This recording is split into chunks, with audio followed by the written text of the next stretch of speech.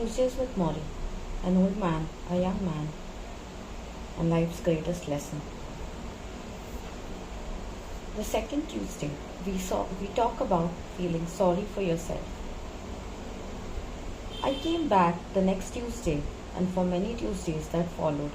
I looked forward to those visits more than one would think, considering I was flying 700 miles to sit alongside a dying man. But I seemed to slip into a time warp when I visited Morrie, and I really liked myself better when I was there. I no longer rented a cellular phone for the rides from the airport. Let them wait, I told myself, mimicking Morrie. The newspaper situation in Detroit had not improved. In fact, it had grown increasingly insane with nasty confrontations between picketers and replacement workers. People arrested, beaten, lying in the street in front of delivery trucks. In light of this, my visits with Morrie felt like a cleansing rinse of human kindness. We talked about life and we talked about love. We talked about one of Morrie's favorite subjects, compassion, and why our society had such a shortage of it. Before my third visit, I stopped at a market called Bread and Circus. I had seen their bags in Morrie's house and figured he must like the food there. I loaded up with plastic containers from their fresh food takeaway, things like vermicelli with vegetables and carrot soup and baklava. When I entered Morrie's study, I lifted the bags as if I had just robbed a bank. "Food man," I bellowed. Morrie rolled his eyes and smiled. Meanwhile, I looked for the signs of the disease's progression. His fingers worked well enough to write with a pencil or hold up his glasses, but he could not lift his arms much higher than his chest. He was spending less time in the kitchen or living room and more time in his study, where he had a large reclining chair set up with pillows, blankets, and specially cut pieces from foam rubber that held his feet and gave support to his withered legs. He kept a ball near his side, and when his head needed adjusting or he had to go on the commode as he referred to it, he would shake the bell and Connie, Tony, Bertha, or Amy, his small army of home care workers, would come in. It wasn't easy for him to lift the bell, and he got frustrated when he couldn't make it work. I asked Morrie if he felt sorry for himself. "Sometimes in the morning," he said. "That's when I moan. I feel around my body, I move my fingers and my hands, whatever I can still move, and I moan for what I've lost. I moan the slow, insidious way in which I'm dying. But then I stop moaning. Just like that.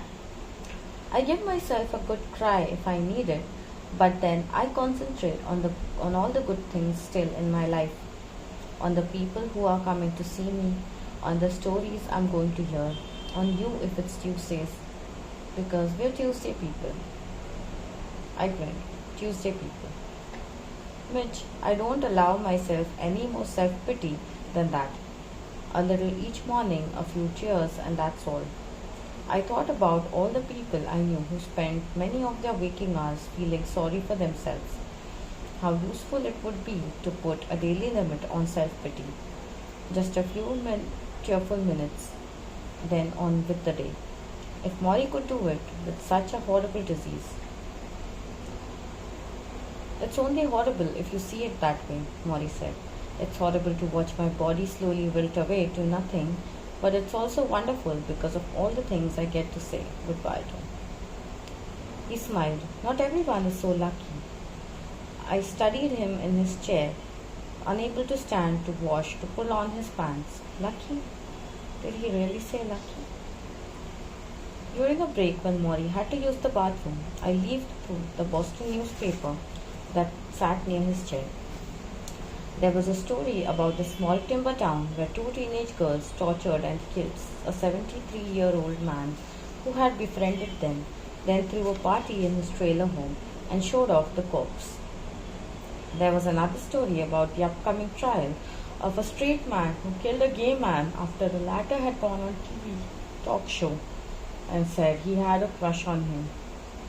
I put the paper away. Morrie was rolled back in. smiling as always, and Connie went to lift him from the wheelchair to the recliner. You want me to do that? I asked. There was a momentary silence, and I'm not sure why I offered, but Morrie looked at Connie and said, Can you show him how to do it? Sure, Connie said. Following her instructions, I leaned over, locked my forearms under Morrie's armpit, and hooked him towards me, as if lifting a large log from underneath. Then I straightened up, hoisting him as I rose. Normally, when you lift someone, you expect their arms to tighten around your grip, but Morrie could not do this. He was mostly dead weight, and I felt his head bounce softly on my shoulder and his body sag against me like a big damp loaf.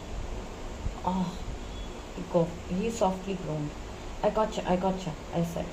Holding him like that moved me in a way I cannot describe, except to say, I felt the seeds of death inside his shriveling frame, and as I laid him in his chair, adjusting his head on the pillows, I had the coldest realization that our time was running out, and I had to do something.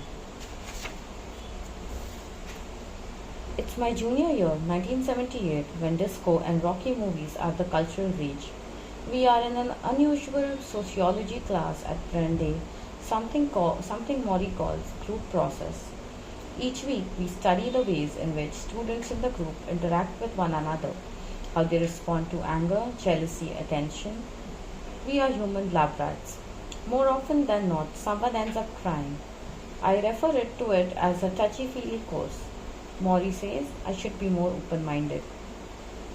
On this day, Morrie says he has an exercise for us to try. We are to stand facing away from our classmates, fall backwards, relying on another student to catch us. Most of us are uncomfortable with this. We cannot let go for more than a few inches before stopping ourselves. We laugh in embarrassment. Finally, one student, a thin, quiet, dark-haired girl, whom I notice almost always wears bulky white fisherman's sweaters, crosses her arms over her chest, closes her eyes, leans back, and does not flinch, like one of those Lipton tea commercials where the model splashes into the pool. For a moment, I am sure she's going to thump on the floor. At the last instant, her assigned partner grabs her head and shoulders and yanks her up harshly. Whoa! Several students yell. Some clap. Morrie finally smiles. You see, he says to the girl, you closed your eyes. That was the difference. Sometimes you cannot believe what you see.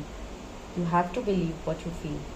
And if you are ever going to have other people trust you, you must feel that you can trust them too, even when you're in the dark, even when you're falling.